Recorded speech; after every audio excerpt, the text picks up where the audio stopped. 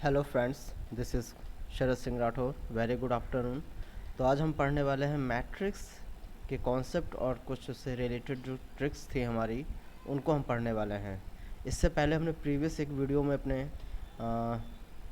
Inverse of matrix के लिए जो शॉर्ट ट्रिक थी वो हमने बताई थी। तो कुछ जो बची हुई शॉर्ट ट्रिक्स हैं और कॉन्सेप्ट हैं मैट्रिक्स के, कई बार हम देखते हैं कि जो एग्ज़ाम्स में टीजीटी हो या पीजीटी हो या और जो एग्ज़ाम्स हैं हमारे केवीएस या यूपीएलटी जो आने वाले हैं, इनमें जो क्वेश्चंस होते हैं हमारे प्रॉपर्टी बेस्ड क्वेश्चन होते हैं। ठीक है, सिमेट्रिक मैट्रिक के हो या स्क्यू सिमेट्रिक या हर्मिशियन मैट्रिक हो, इस टाइप के जितने भी प्रॉपर्टीज मैट्रिक्स होती है उनके टाइप्स पे प्रॉपर्टी बेस्ड क्वेश्चन आते हैं, तो उनको भी हमें टैकल करना होगा। ठीक है, तो उसके लिए हम देखते हैं, स्टार्ट करते हैं मैट्रिक। तो अगर यहाँ पे जो हम पढ़ेंगे आज फ्रेंड्स, तो हम मेन चीज़ें पढ़ेंगे। जो आप नॉर्मली चीज़ें आपको आती है उसको हम नहीं करेंगे, मेन चीज़ें हम देखते चलते हैं। तो मैट्रिक्स अगर सिंपल हम एक ध्यान दें कि मैट्रिक्स क्या होता है, तो हम डेफिनेशन नहीं करा रहे हैं। अगर हम मैट्रिक्स देखें तो एक रेक्टेंगुलर एरे में mn एलिमेंट्स होते हैं, उनको हम रो और कॉलम में अरेंज करते हैं। ठीक है, अगर ध्यान दें हम ये कैसे elements 1 1 A11 A12 A13 A21 A22 and 823। ठीक है, अब हम ध्यान देते हैं कि होते क्या क्या हैं। तो हमने जो ये एलिमेंट्स ऐसे डिनोट किए हैं, इनको बोलते हैं रो 1, और ये एलिमेंट हमारे कौन से होंगे, रो 2। और ये जो वर्टिकल एलिमेंट्स हैं, इनको हम बोलते हैं कॉलम 1, कॉलम 2 और कॉलम 3। ठीक है, अब ये A11 का मतलब हुआ है कि एलिमेंट फर्स्ट रो में है और फर्स्ट कॉलम में। A12 का मतलब हुआ कि एलिमेंट जो है हमारा सेकंड एलिमेंट, वो फर्स्ट रो में तो है लेकिन सेकंड कॉलम में है। और एलिमेंट A13 का मतलब हुआ कि एलिमेंट हमारा फर्स्ट रो और थर्ड कॉलम में है। ऐसे ही सेकंड, अब रो 2 में हम बात करते हैं, जो एलिमेंट है हमारा सेकंड रो फर्स्ट कॉलम में। और A22 का मतलब हुआ कि एलिमेंट जो हमारा A है वो कहाँ पर है, सेकंड रो सेकंड कॉलम। और जो A23 है, इसका मीनिंग क्या हुआ कि जो एलिमेंट है हमारा सेकंड रो और थर्ड कॉलम है। अब हम बात करते हैं कि इसके ऑर्डर की। जो ऑर्डर होता है हमारा m इंटू या m क्रॉस n होता है। जो m होता है वो हमारा डिनोट करता है नंबर ऑफ रोज। ठीक है, जो n होता है वो डिनोट करता है नंबर ऑफ कॉलम्स। ठीक है, m इंटू n या m क्रॉस n हम बोलते हैं m बाय n। जिसका मतलब होता है कि कितनी रो हैं और कितने कॉलम हैं। जो फर्स्ट नंबर हम लिखेंगे वो डिनोट करेगा रोज़ को, और सेकंड नंबर जो होगा वो हमारा किसको डिनोट करता है, कॉलम को। और जो एलिमेंट्स हैं इनको हम AIJ से डिनोट करते हैं, AIJ से डिनोट करते हैं। अगर हम I की वैल्यू 1 रख लेते हैं और J की वैल्यू भी 1, I डिनोट करता है हमारा रो को। ठीक है, और जो J डिनोट करेगा वो हमारा करेगा किसको, कॉलम को। ठीक, अगर हमने मान लिया कि I की वैल्यू 1 रखी और फर्स्ट रो, जो रो का एलिमेंट है, रो की वैल्यू 1 रखी और कॉलम की वैल्यू 1 रखी, तो हम इस एलिमेंट पे आ जाएंगे। और अगर हमने मान लीजिए I की वैल्यू आपने 2 रखी और J की वैल्यू क्या रखी, 1, तो हम इसका मतलब कि हम किसकी बात कर रहे हैं कि रो सेकेंड और कॉलम फर्स्ट की। तो हम एक तरीके से इस एलिमेंट की बात कर रहे हैं। ठीक है, तो आप इसको जानते हैं, इसको हम बोलते हैं इंडेक्स एक तरीके से। इसमें आप I और J की वैल्यू रखते जाइए और आपको आपके रिक्वायर्ड एलिमेंट्स मिलते जाएंगे। ठीक है, तो ये बेसिक चीज़ें हैं जो आपको पहले से भी आती हैं। ठीक है, जो ऑर्डर होता है एक तरीके से m इंटू n, वो रिप्रेजेंट करता है total number of elements in matrix. ठीक है, कोई मैट्रिक्स है हमारी, तो उसमें m इंटू एन या m क्रॉस n जो रिप्रेजेंट करेगा वो क्या करता है, टोटल नंबर ऑफ एलिमेंट्स। ठीक है, और जब भी हम किसी मैट्रिक को डिनोट करते हैं उसको हम कैपिटल लेटर से A B या C इस टाइप से डिनोट करते हैं। ठीक है, और जो एलिमेंट्स होते हैं उनको हम स्मॉल से डिनोट करते हैं, स्मॉल a स्मॉल b या p q ऐसे करके डिनोट करते हैं। तो देखते हैं, जैसे एक हम मान लेते हैं, लेट एक A कोई मैट्रिक है हमारी, और जो एलिमेंट दे रखे हैं आपको 3 4 5 5 6 और 7, ये एक रेक्टेंगुलर बॉक्स में होते हैं हमारे। और ये सभी एलिमेंट्स। अब यहाँ देखें हम, तो हमारे पास क्या क्या है, कॉलम कितने, कॉलम 1, कॉलम 2 और कॉलम 3 है। यहाँ पे रो 1 और ये रो 2 है। ये A11 है, क्यों, रो फर्स्ट का एलिमेंट और कॉलम फर्स्ट का एलिमेंट है। ये 1 2 है, मीन्स रो फर्स्ट और कॉलम सेकंड। A13 है, मीन्स रो फर्स्ट और कॉलम थर्ड। जब भी हम लिखेंगे तो सबसे पहले हम रो लिखेंगे, फिर सेकंड में लिखेंगे कॉलम। अगर ये लिखा है तो इसका मतलब हुआ रो सेकंड और कॉलम थर्ड में है, ठीक है। तो इतना ध्यान रखिएगा आप। आगे हम बात करते हैं। अब हम जो इम्पोर्टेंट टाइप्स हैं मैट्रिक्स के, उनके बारे में हम बात करते हैं। टाइप्स ऑफ मैट्रिक्स जो एग्जामिनेशन पॉइंट से बहुत ही इम्पोर्टेंट है। Types of matric.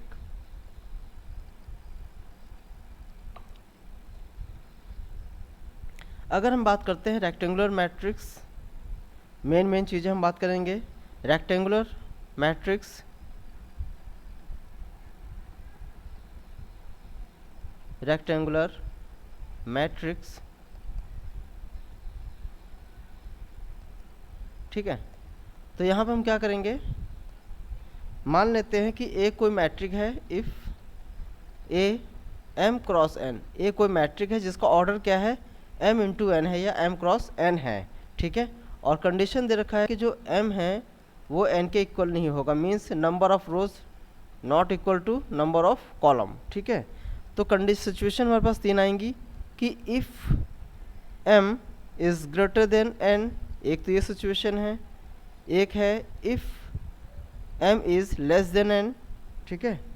तो क्या क्या कंडीशन होंगी, अगर हमारा number of rose is greater than number of column, तो मैट्रिक्स जो होगी कौन सी होगी, वर्टिकल मैट्रिक्स होती है, वर्टिकल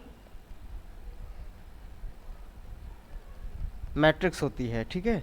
अगर number of rose number of column से कम है, मीन्स लेस देन है, तो वो जो मैट्रिक्स होगी हमारी वो कौन सी होती है, हॉरिजॉन्टल, हॉरिजॉन्टल मैट्रिक्स, ठीक है फ्रेंड्स। और अगर थर्ड हम बात कर सकते हैं, इफ़ m इक्वल 1, मीन्स हुआ कि उस मैट्रिक में एक ही रो है, ठीक है, एक ही रो है, तो हम क्या बोलेंगे, रो मैट्रिक, ठीक है। और अगर इसी में हमारा इफ़ n इक्वल 1 आ जाता है, ठीक है, n हमारा कितना हो, 1 हो, तो हम बोलेंगे उसको कॉलम मैट्रिक, ठीक है। क्या बोलेंगे, कॉलम मैट्रिक।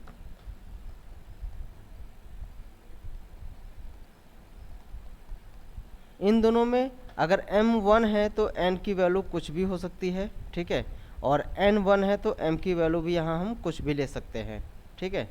तो ये चीज़ें आप ध्यान रखेंगे, छोटी छोटी चीज़ें हैं, डेफिनेशंस जो आगे बहुत काम आएंगी कहीं ना कहीं हमारी, तो हमें उसको ध्यान देना होगा। नेक्स्ट इंपॉर्टेंट पार्ट आता है हमारा स्क्वायर मैट्रिक। सारी डेफिनेशन हमारी स्क्वायर मैट्रिक के लिए ही आती हैं आगे। स्क्वायर मैट्रिक्स, ठीक है।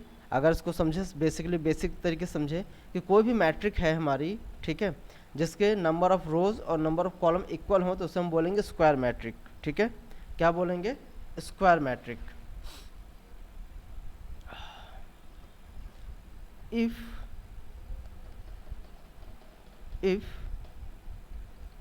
इन n m इंटू n, या इसको सिंपल आप लिख लीजिए,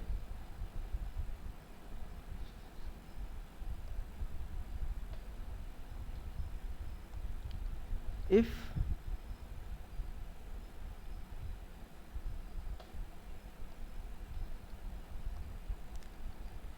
let A is any matrix, then number of rows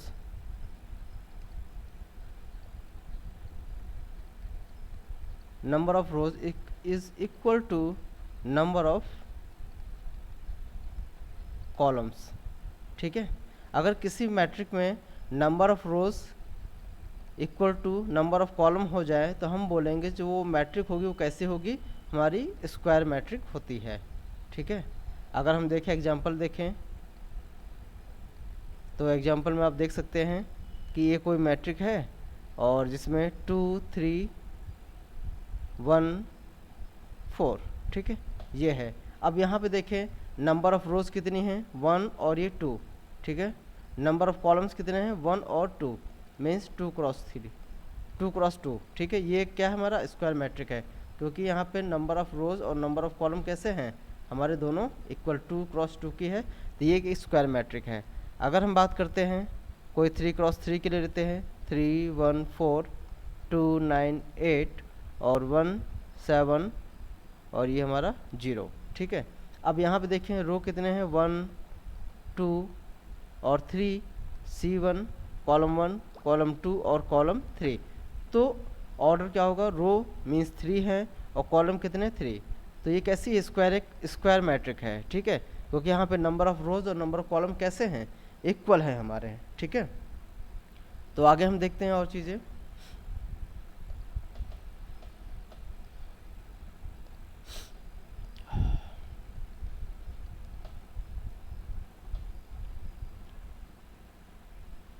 next आता है upper triangle matrix. Upper triangular matrix, upper triangular matrix, हम इसकी बात करते हैं, ठीक है। तो अपर ट्रायंगुलर मैट्रिक हमारा कहाँ पर होगा, हम ये देख लेते हैं, ठीक है, कि अपर ट्रायंगुलर मैट्रिक कैसे होगा, कि कोई भी हम लेते हैं अ स्क्वायर मैट्रिक ए, ठीक है, कोई भी हम स्क्वायर मैट्रिक मान लेते हैं ए आई जे, ठीक है, जिसका ऑर्डर क्या है, n क्रॉस n है, ठीक है, स्क्वायर मैट्रिक के लिए इज कॉल्ड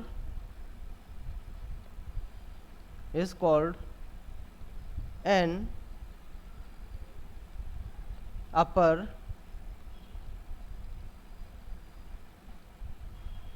ट्रायंगुलर मैट्रिक्स, ठीक है, इफ़। अब क्या होगा, जो इसके एलिमेंट्स होंगे ए आई जे, ठीक है, वो अगर इक्वल टू ज़ीरो हो, कब हो,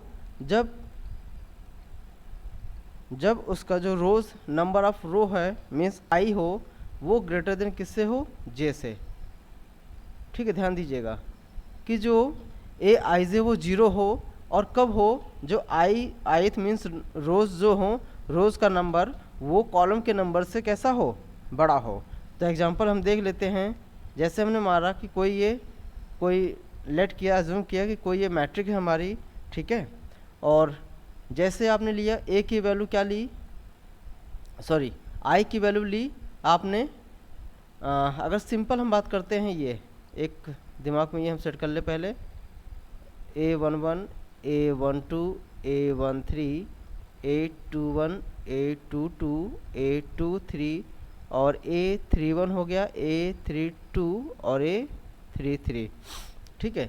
अब आप देख रहे हैं कि ये हमारा डायगोनल एलिमेंट्स होता है, लीडिंग डायगोनल है, ठीक है। अब हमने बोला कि आई की जो वैल्यू हो मीन्स रोज़ का जो नंबर हो कॉलम के नंबर से जैसे ही ज़्यादा होगा, ठीक है, मीन्स ग्रेटर देन होगा, तो वो एलिमेंट सारे कैसे होने चाहिए, 0 होने चाहिए।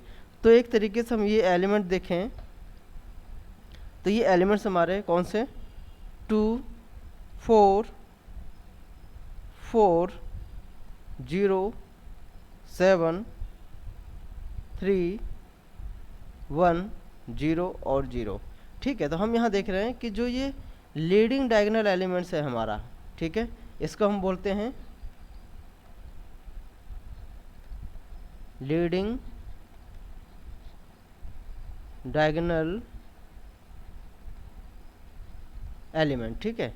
तो इस डायगोनल एलिमेंट्स के बिलो जितने भी एलिमेंट्स हैं हमारे, ठीक है, वो सभी क्या हैं, 0 हैं। तो ऐसे मैट्रिक को हम बोलते हैं upper triangular matrix, means upper triangular matrix का मतलब ये हुआ कि डायगोनल एलिमेंट्स के ऊपर जितने भी एलिमेंट्स होंगे वो नॉन जीरो होंगे, ठीक है। कैसे होंगे? नॉन जीरो एलिमेंट्स होंगे, तो उन्हें हम बोलते हैं अपर ट्रायंगुलर मैट्रिक। क्लियर है इतना? ठीक है।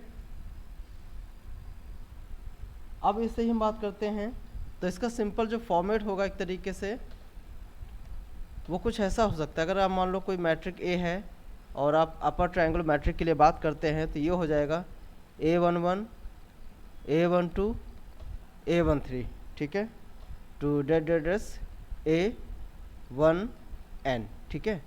ऐसे आपने ले लिया और फिर क्या होगा 0 A22 A23 डेस A2n, ठीक है। फिर 0 और 0 A33 डेस A3n, ठीक है। और ऐसे ही हम करते चले जाएंगे, तो आपको क्या मिल जाएगा,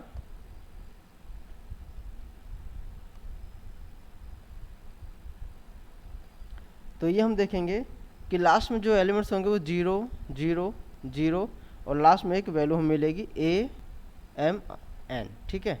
और इसका जो ऑर्डर होगा n क्रॉस n का होगा, ठीक है। इस टाइप का जो फॉर्मेट होगा वो हमारा क्या होगा, upper triangular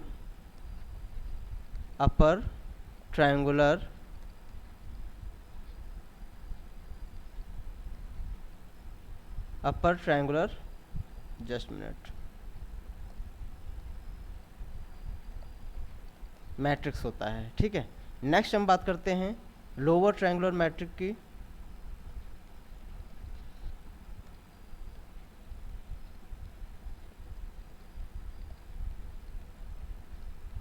lower triangular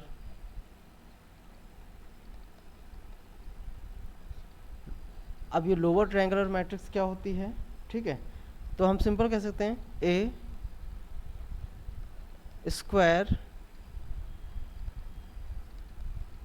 square matric. Suppose हम मान लेते हैं AIJ और ऑर्डर क्या है उसका n क्रॉस n ले लेते हैं, ठीक है। Is called lower triangular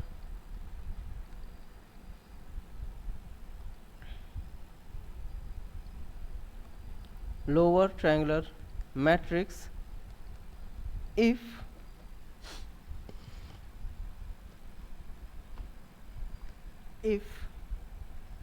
Aij is equal to 0 if I less than j।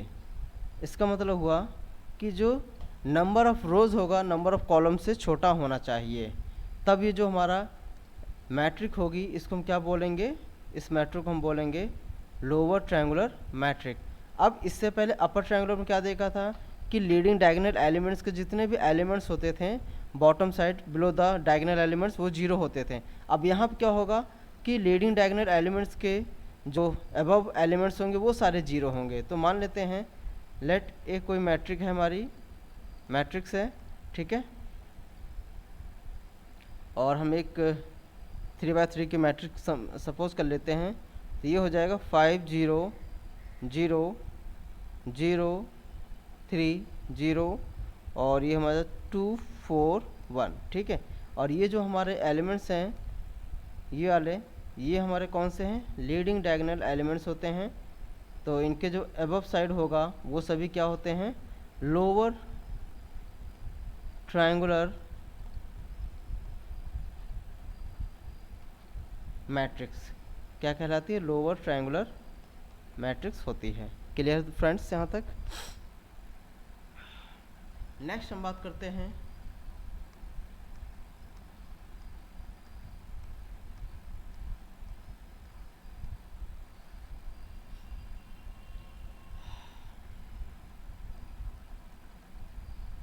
Diagonal elements के, डायगोनल मैट्रिक्स के।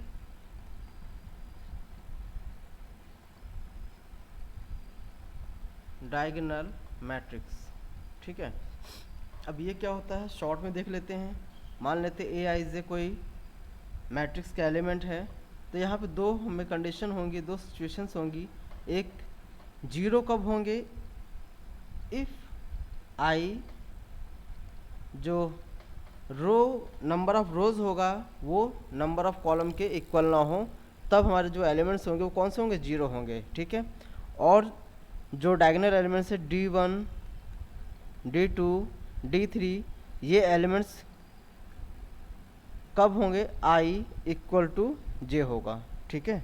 एक एग्जांपल ले सकते हैं हम इसको समझने के लिए कि मान लेते हैं लेट कोई एक एलिमेंट मैट्रिक है C हमारी, और उसके जो एलिमेंट्स हैं क्या हैं, 0 4 0 0 0 3 0 0 0 2। ठीक है, ये एलिमेंट्स हैं। तो हमने देखा कि ये एलिमेंट्स हमारे जीरो कहाँ कहाँ पे होंगे, जहाँ पे आई और जे की वैल्यू जो आपस में इक्वल नहीं होगी वो होंगे। जैसे यहाँ पे A11 है तो ये जीरो नहीं हो सकता, तो ये D1 मान लेते हैं। A22 है, ठीक है, ये जीरो नहीं होगा। A33 है, ये जीरो नहीं होगा। और अगर हम बात करते हैं जहाँ जहाँ पे ये जीरो नहीं होंगे, मीन्स आई और जे की जो वैल्यू है M और N जो है वो नॉट इक्वल हों, तो वहाँ पे वैल्यू क्या होगी, जीरो। जैसे यहाँ पे क्या था A12, तो ये M है और ये 2 दोनों अनइक्वल हैं, तो ये जीरो हो गया। यहाँ पे क्या होना था A13, मीन्स दोनों 1 और 3 अनइक्वल हैं, जीरो। A23, ठीक है, रो 2 है और ये दोनों अनइक्वल हैं। ऐसे ये एलिमेंट्स सारे क्या हमारे जीरो जीरो हैं। तो हम बोलेंगे डायगोनल एलिमेंट्स उनको कि ऐसे एलिमेंट्स, ऐसे मैट्रिक्स जहाँ पर जो रोज नंबर ऑफ रो और नंबर ऑफ कॉलम जो एलिमेंट्स होंगे वो अगर जीरो हैं और डायगोनल एलिमेंट्स नॉन जीरो है, तो हम उस मैट्रिक को बोलेंगे डायगोनल मैट्रिक्स। ठीक है फ्रेंड्स, उसको हम क्या बोलेंगे, डायगोनल मैट्रिक्स। अब आता है नेक्स्ट नल मैट्रिक्स।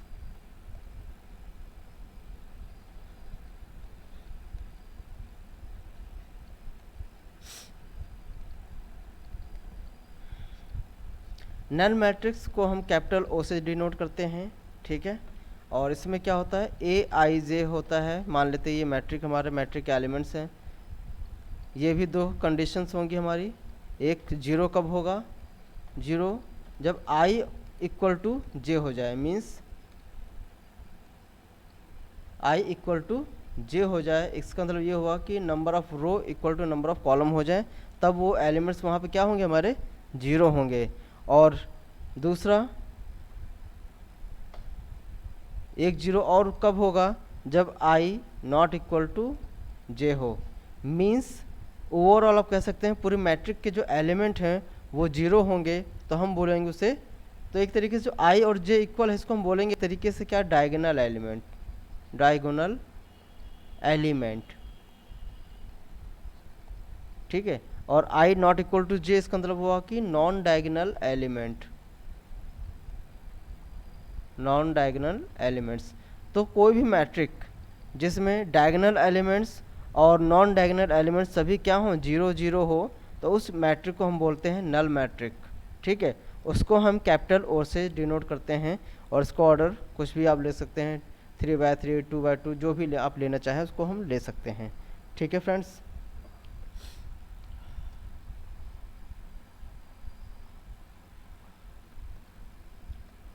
इसके बाद आता है आइडेंटिटी मैट्रिक।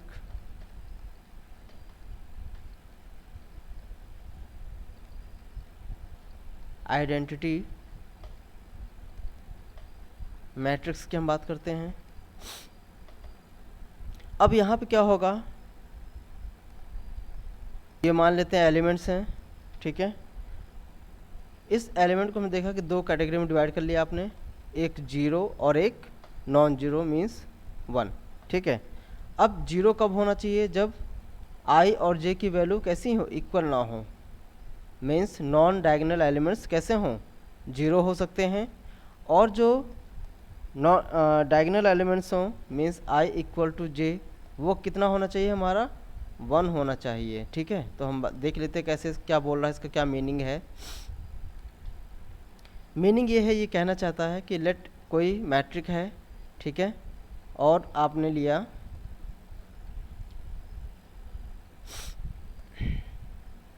ये कोई मैट्रिक ले ली हमने और बोला हमने क्या कि जो डायगोनल एलिमेंट्स वो कितना होना चाहिए, 1 1 होने चाहिए, तो ये मान लेते 1 1। नॉन डायगोनल एलिमेंट्स वो क्या हो, 0।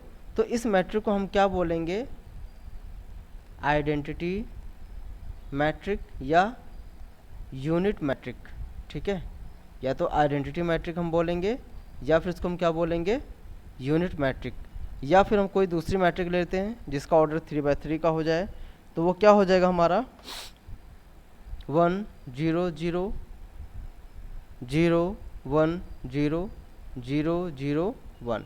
ठीक है, यहाँ पर देखिए जितने भी ये डायगोनल एलिमेंट्स हैं हमारे वो सभी क्या हैं, 1 1 है, बाकी नॉन डायगोनल एलिमेंट्स क्या हैं, 0। तो ये क्या हो जाएगा हमारी कौन सी मैट्रिक होगी, आइडेंटिटी मैट्रिक होगी। ठीक है, अब यहीं पे थोड़ा सा इंपॉर्टेंट है, आइडेंटिटी मैट्रिक के बारे में बात कर रहे हैं तो एक चीज़ और देख लें हम कि हमारे पास जो आइडेंटिटी मैट्रिक होती है उसके 2 सिंबल्स होते हैं। ठीक है, एक हम बोलते हैं IN और एक होता है IS। ठीक है, ये आइडेंटिटी मैट्रिक सिंबल होती है 1 0 0 1। ठीक है, इसका जो मॉड आता है वो कितना आता है, वो आता है 1। दूसरी मैट्रिक, एक तरीके से इसको हम प्राइमरी आइडेंटिटी मैट्रिक बोल सकते हैं। ठीक है, इसको एक नाम देते हैं IP means primary identity matrix. और एक होता है आइडेंटिटी सेकेंडरी आइडेंटिटी मैट्रिक। इसमें क्या होता है कि जो नॉन डायगोनल एलिमेंट्स होते हैं हमारे वो 0 होते हैं, 1 1 होते हैं और ये ऐसे होता है। ठीक है, तो जो इसका जो डिटरमिनेंट, इसकी जो मॉड वैल्यू आती है वो कितनी आती है, -1 आती है। ठीक है, तो इसको हम डिनोट करते हैं IS से। ठीक है, इसको हम बोलते हैं सेकेंडरी डायगोनल। इस डायगोनल को हम क्या बोलते हैं, सेकेंडरी डायगोनल।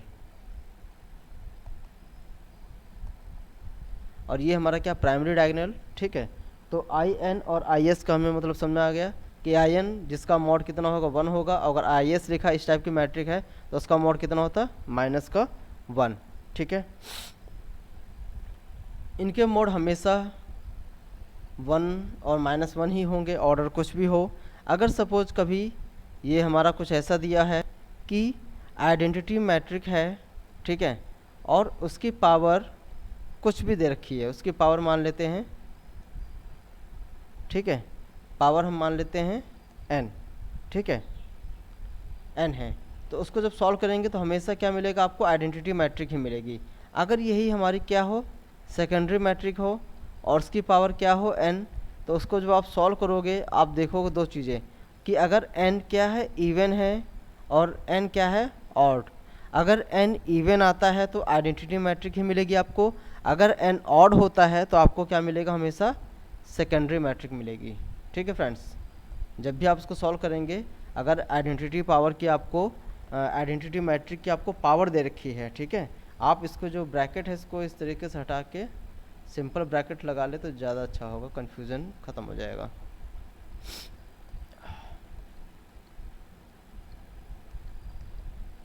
ठीक है, आपको अगर सिंपल आइडेंटिटी मैट्रिक दे रखी है और उसकी पावर n दे रखा है, ठीक है, n या कुछ भी दे रखा है, जस्ट मिनट,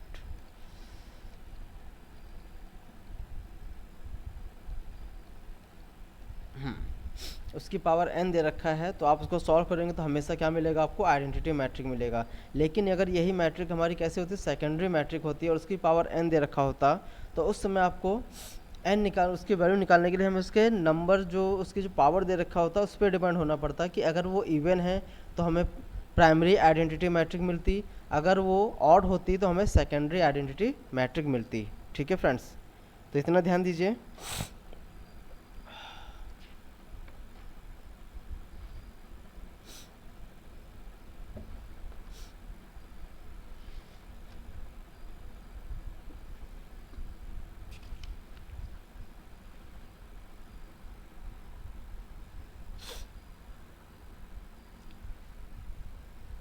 नेक्स्ट आता है ट्रेस ऑफ मैट्रिक।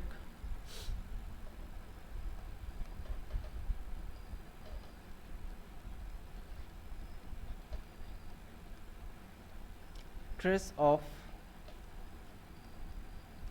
मैट्रिक, अब ये क्या होता है, इसका मतलब होता है कि कोई भी आपको मैट्रिक दे रखी है, मान लेते हैं हम A11, A12, A13, A21, A22, A23, A31, A32 और A33। आपको ये कोई मैट्रिक दे रखी थी और हमसे बोला कि हमें ट्रेस ऑफ मैट्रिक ए निकालना है। इसका मतलब हुआ कि जितने भी डायगोनल एलिमेंट्स हैं उन सभी का हम सम कर दें। तो इसको हम सिंपल ऐसे लिख सकते हैं, डायगोनल एलिमेंट्स का मतलब हुआ हमारा A11, A22 और A33। तो एक तरीके से A11 plus A22 plus A33, ठीक है। आप बोल सकते हैं सम ऑफ डायगोनल एलिमेंट्स, ठीक है, सम ऑफ डायगोनल एलिमेंट्स आप बोल सकते हैं। अब इससे रिलेटेड कुछ प्रॉपर्टीज़ होती हैं, उनको हम देख लें। तो जैसे प्रॉपर्टीज़ पे हैं, अगर आप मान लेते हैं सिंपल, अगर आप इसको समेशन फॉर्म में लिखना चाहते हैं तो ये हो जाएगा I1 to N I, ठीक है। तो ये A11 हो जाएगा, A22 हो जाएगा और ये क्या हो जाएगा A33 डेस AN, ठीक है। जो भी होगा आप ऐसे निकाल लेंगे। अगर हम प्रॉपर्टीज़ ऑफ ट्रेस की हम बात करते हैं, प्रॉपर्टीज़ ऑफ ट्रेस की हम बात करते हैं, क्या होगा। तो फर्स्ट सिंपल प्रॉपर्टी हो सकती है, अगर आप ट्रेस ऑफ लैम्डा कोई कांस्टेंट स्केलर मल्टीपल है और ए क्या है हमारी मैट्रिक, तो हम सिंपल ऐसे कर सकते हैं, क्या लैम्डा जो कांस्टेंट होगा उसको बाहर निकाल लेंगे और ट्रेस ऑफ मैट्रिक ए हम कैलकुलेट कर लेंगे, ठीक है। सेकंड हम बात करते हैं, अगर आप trace of matrix a plus b का निकालते हैं तो आप ये कर सकते हैं, ट्रेस ऑफ ए निकाल लें plus trace of matrix b निकाल लें, ठीक है। नेक्स्ट हम देखते हैं trace of A matrix into b matrix निकालते हैं आप, तो आप इसमें क्या कर सकते हैं, ट्रेस ऑफ बी इंटू ए निकाल लें। वो दोनों तीनों पॉइंट्स कैसे होंगे, ये आपस में इक्वल हो जाएंगे। क्लियर फ्रेंड्स, यहाँ तक समझ में आ रहा होगा। आगे हम बात करते हैं अब ट्रांसपोज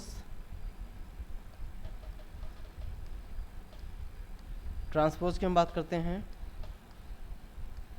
छोटे छोटे से डेफिनेशन है जिनके बारे में ब्रीफली हम थोड़ा थोड़ा डिस्कस करते हुए चलते हैं।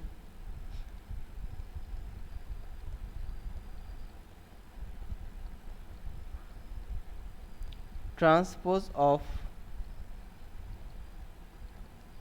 मैट्रिक्स, अगर हम ट्रांसपोज ऑफ मैट्रिक की बात करते हैं तो एक तरीके से इंटरचेंजिंग छोटी सिंपल सी डेफिनेशन है,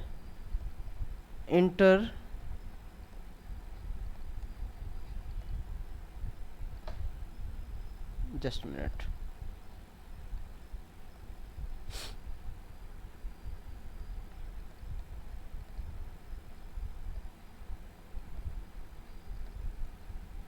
interchanging rows and columns of matrix. Means ये होगा कि कोई भी मैट्रिक दे रखी है आपको, आप उसके रोज और कॉलम को चेंज कर दीजिए तो जो मैट्रिक मिलेगी उसे हम बोलेंगे क्या, ट्रांसपोज ऑफ मैट्रिक बोलते हैं, ठीक है। तो देखते हैं इसको, कोई एग्जांपल से हम ले लेते हैं।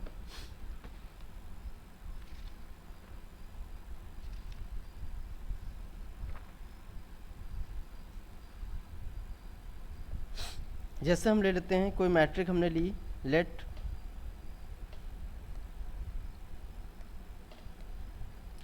ए कोई मैट्रिक है हमारी 1 3 5 2 9 1, ठीक है। इसका जो ऑर्डर है वो क्या है 2 क्रॉस 3। और हमें इसका ट्रांसपोज चाहिए, तो ट्रांसपोज को हमेशा हम ए टी या फिर ए की पावर डैश इस टाइप से हम डिनोट करते हैं, ए टू पावर टी लिखेंगे या ए डैश लिखेंगे, ठीक है। तो हम जब लिखेंगे तो अब ये रोज़ हैं, ठीक है, रोज़ को हम कॉलम में चेंज कर रहे हैं, तो जो रोज़ हैं उनको हम चेंज कर दें। तो ये रोज़ हमारी है 1 3 5, ठीक है, तो हम कॉलम में चेंज कर देंगे, ये हो जाएगा 1 3 5 हो जाएगा, और 2 9 1 ये रो है हमारी, तो यहाँ हम कॉलम बदल देंगे, तो ये हो जाएगा 2 9 1। तो ये हमारी ट्रांसपोज में चेंज हो गई। अब इसका ऑर्डर क्या हो जाएगा, कॉलम कितने हैं 3, सॉरी रोज़ कितने हैं 3, तो 3 क्रॉस 2। तो आप देख रहे हैं दोनों के जो ऑर्डर हैं दोनों मैट्रिक्स के वो भी चेंज हो जा रहे हैं। मीन्स जो रोज़ है वो किस में, कॉलम में चेंज हो जा रहा है, कॉलम रोज़ में चेंज हो जा रहा है, ठीक है। इससे रिलेटेड कुछ प्रॉपर्टीज़ हम देख लेते हैं सिंपल सिंपल। हम सपोज कर लेते हैं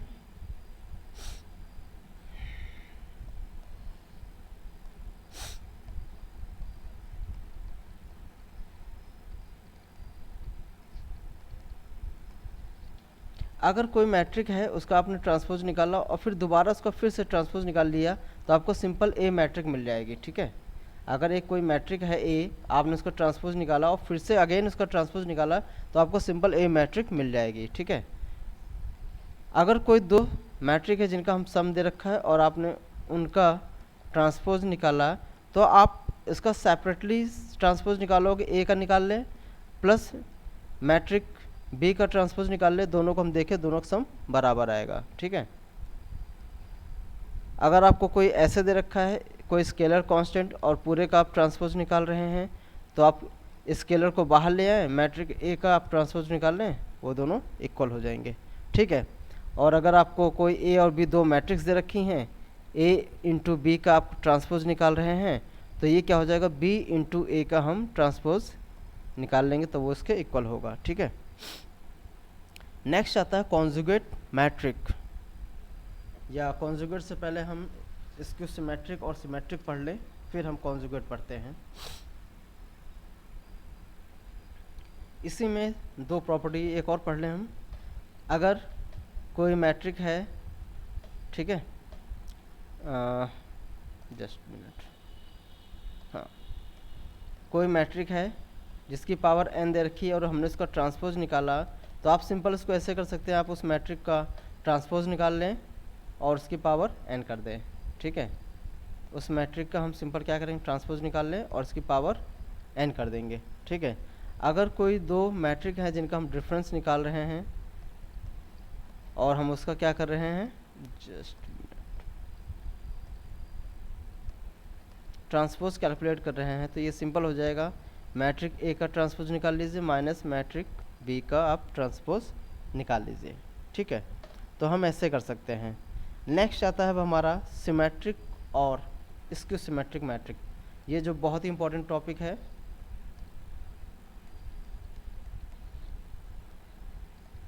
मोस्ट इम्पॉर्टेंट डाल सकते हैं आप।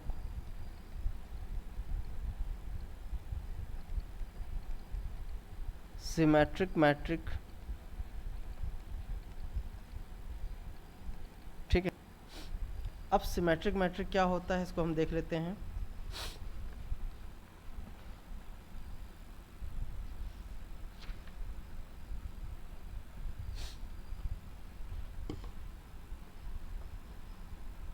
यहाँ पे क्या करना है कि कोई भी मैट्रिक लिया आपने, ठीक है, कोई भी मैट्रिक है, अगर आपने उस मैट्रिक का ट्रांसपोज निकाला और वो ट्रांसपोज सेल्फ मैट्रिक के इक्वल हो जाती है तो हम बोलेंगे कि मैट्रिक ऐसी ट्रांसपोज इस सिमेट्रिक मैट्रिक है। ले लेते हैं a square matrix a is called symmetric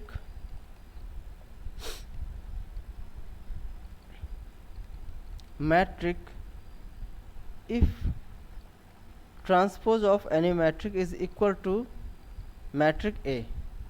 Transpose of metric A is equal to metric A, then is called symmetric metric. एक तरीके से आप बोल सकते हैं कि एलिमेंट्स फॉर्म में बात करें ए आई जे इक्वल टू ए जे आई, ठीक है। अगर हम दो मैट्रिक्स लेते हैं जिनमें एक मैट्रिक का हम रो और कॉलम चेंज कर दें तो दोनों मैट्रिक्स अगर इक्वल हो जाती हैं तो उन मैट्रिक को हम बोलेंगे सिमेट्रिक मैट्रिक, ठीक है।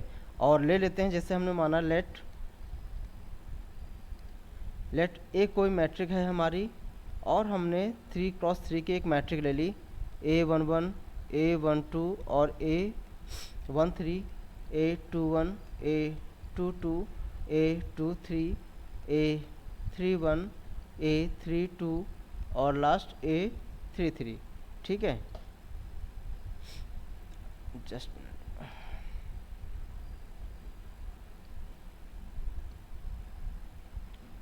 हाँ सॉरी, ये हमारा 3 था और ये हमारा 3, ठीक है, ये है।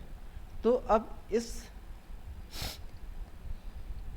डेफिनेशन के अकॉर्डिंग क्या हुआ कि हमारे जो एलिमेंट्स हैं A12 इक्वल होना चाहिए A21 के, A23 इक्वल होना चाहिए A32 के, A13 इक्वल होना चाहिए A31 के।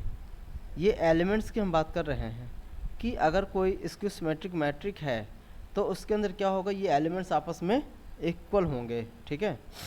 ये एलिमेंट्स कैसे होंगे, आपस में इक्वल होंगे। तो ये इंपॉर्टेंट पॉइंट है, इसको ध्यान रखिएगा। कई बार इससे रिलेटेड क्वेश्चंस खूब आते हैं कि आपको कोई मैट्रिक दे दी जाएगी जिसमें एक्स और वाई के वैल्यू निकालना होगा और बोला जाएगा कि ये मैट्रिक कैसी है, इसकी सिमेट्रिक। तो इसके अकॉर्डिंग क्या होगा कि जो एलिमेंट्स होंगे A12 वो किसके बराबर होना चाहिए, A21 के बराबर होना चाहिए। A13 किसके बराबर होगा, A31 के होना चाहिए, ठीक है, ये इसके बराबर हो जाएगा। और A23 जो है हमारा, ये A32 के बराबर होना चाहिए, ठीक है। तो जैसे हम ले लेते हैं कि आपने जैसे एक एग्जांपल है, find the value of x and y, ठीक है। कोई मैट्रिक आपको ए दे रखी है, जो वैल्यूज़ दे रखी है 5, 7 और ये हमें जेड दे रखी है, और ये है x-1 and this is 5, 2, 4 y+3 and this is 0, ठीक है। और बोला है जो a है, a is symmetric matrix, then find x y and z, ठीक है। आपको एक्स वाई एंड जेड निकालना है। तो आप क्या करेंगे, अभी इसकी सिमेट्रिक मैट्रिक है तो हमें पता है कि A12 इक्वल होता है A21 के, ठीक है, A23 इक्वल होता है A32 के, और A13 जो इक्वल होगा A31 के इक्वल होगा। तो हम इसी को फॉलो कर लेते हैं। A12 का मतलब हुआ कि x-1 किसके इक्वल हुआ, 7 के। तो यहाँ से आपने क्या निकाल लिया कि x की वैल्यू क्या आ जाएगी, 8 आ जाएगी, ठीक है। और दूसरा देखा A23 जो है, A23 क्या है, ये हमारा A23 हमारा ये है और 32 ये है। तो इसके अकॉर्डिंग क्या होगा, y+3 इक्वल टू 2 होना चाहिए। तो यहाँ से आप क्या निकाल लेंगे, y की वैल्यू कितनी आ जाएगी, -1 आ जाएगी। और ऐसे ही A13 का मतलब हुआ कि z की आप बात कर रहे हैं, z इक्वल किसके होगा, 0 के, ठीक है। क्योंकि जो 31 है वो कितना जो 4 आएगा। हाँ, ए जो 13 है वो 31 के बराबर होगा, तो 13 कितना 4 दे रखा है और 13 31 जेड दे रखा है। तो कितना वैल्यू आ जाएगी, यहाँ पर 4 आ जाएगी।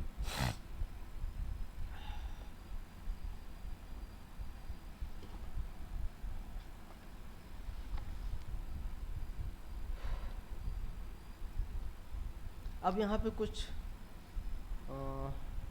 स्क्यू सिमेट्रिक मैट्रिक भी पढ़ लेते हैं, फिर इसके दोनों की कंबाइंड प्रॉपर्टीज़ हम देख लेते हैं।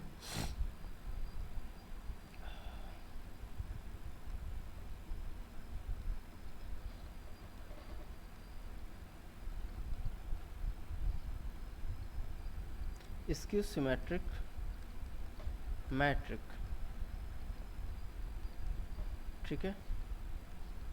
अब क्या है, यहाँ पे आपने किसी भी मैट्रिक का अगर ट्रांसपोज किया a⁻t निकाला और वो निकलता है -a के बराबर। मान लीजिए कोई मैट्रिक a है, आपने उसका ट्रांसपोज निकाला और वो किसके बराबर होती है, माइनस मैट्रिक a के बराबर आती है, तो हम बोलेंगे ये मैट्रिक कैसी है, स्क्यू सिमेट्रिक है, ठीक है।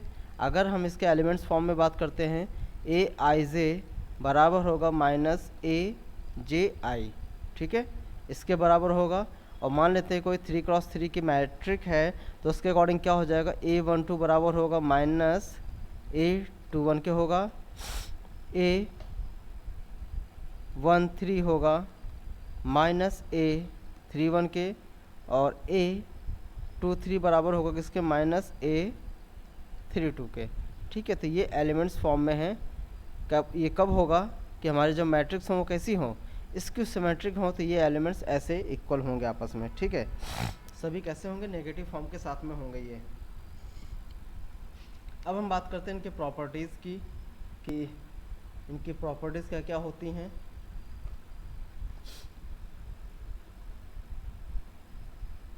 अगर आपको जो प्रॉपर्टीज़ दे रखी हैं,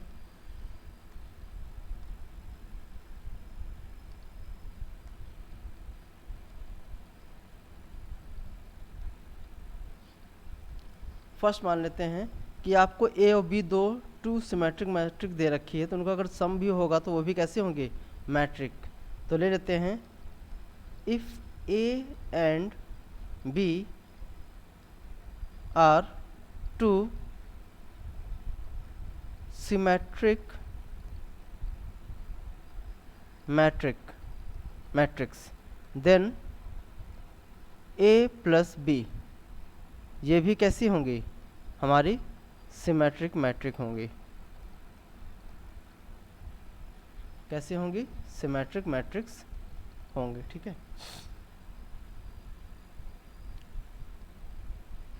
अगर हम मान लेते हैं कि ए भी दो सिमेट्रिक मैट्रिक है, तो ठीक है, इसी के लेके चलते हैं। ए बी सिमेट्रिक मैट्रिक होगा, सिमेट्रिक मैट्रिक्स होगा कब, if A B equal to B A हो, कि अगर दो मैट्रिक्स हमारी कैसी हैं, ए और बी कैसी हैं, दो सिमेट्रिक मैट्रिक्स हैं, और आप दोनों मैट्रिक्स का प्रोडक्ट निकालते हैं, तो वो भी सिमेट्रिक मैट्रिक होगा। कब होगा, जब ए बी इक्वल हो किसके, बी ए के हो, तब ऐसा होगा, ठीक है। थर्ड पॉइंट, ए कोई सिमेट्रिक मैट्रिक है इफ़ ए इज़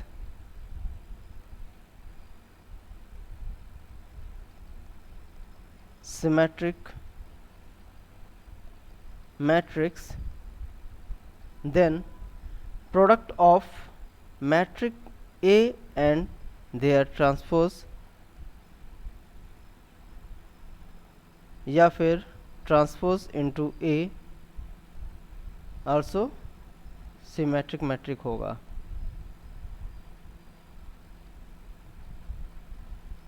ठीक है। ये क्या होगा, सिमेट्रिक मैट्रिक होगा। इक्वल हटा देते हैं हम, कॉमा लगा देते हैं। अगर हमारी फोर्थ प्रॉपर्टी, ए कोई, if a is any symmetric matrix, then, ये बहुत ही इम्पोर्टेंट पॉइंट है, ए प्लस ए ट्रांसपोज, एक तो ये है हमारा, और है हमारा दूसरा A minus transpose of A matrix. अगर ए प्लस ए ट्रांसपोज की हम बात करते हैं, तो वो क्या होगा, हमारा सिमेट्रिक होगा,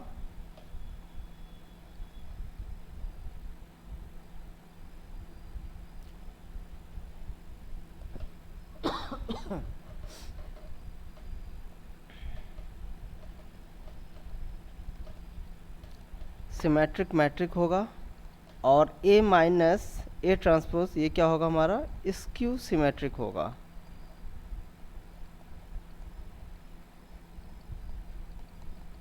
ठीक है, क्या होगा, स्क्यू सिमेट्रिक होगा। ठीक, इसी में एक पॉइंट और है, इसी के साथ में ऊपर लिख लेते हैं हम, या इसी के साइड में लिख लेते हैं। अगर हमारी क्या है, ए कोई रियल या कॉम्प्लेक्स मैट्रिक हो तो उसकी वैल्यू हम कैसे निकालेंगे, तो ये होता है half A plus A transpose plus half A minus A transpose. ठीक है, तो ये वाला पार्ट होता है आपका, ये होता है हमारा सिमेट्रिक मैट्रिक, और ये जो होता है हमारा ये वाला पार्ट, ये क्या होता है हमारा, स्क्यू सिमेट्रिक। ठीक है, ये बहुत ही इंपॉर्टेंट प्रॉपर्टी है, इसको ध्यान दीजिएगा। इस पे बेस्ड क्वेश्चन आपको खूब घटना चक्र और इसमें आपको यूथ में मिल जाएंगे। ठीक है, तो यहीं तक रखते हैं फ्रेंड्स आज। नेक्स्ट वीडियो में आगे हम बात करते हैं।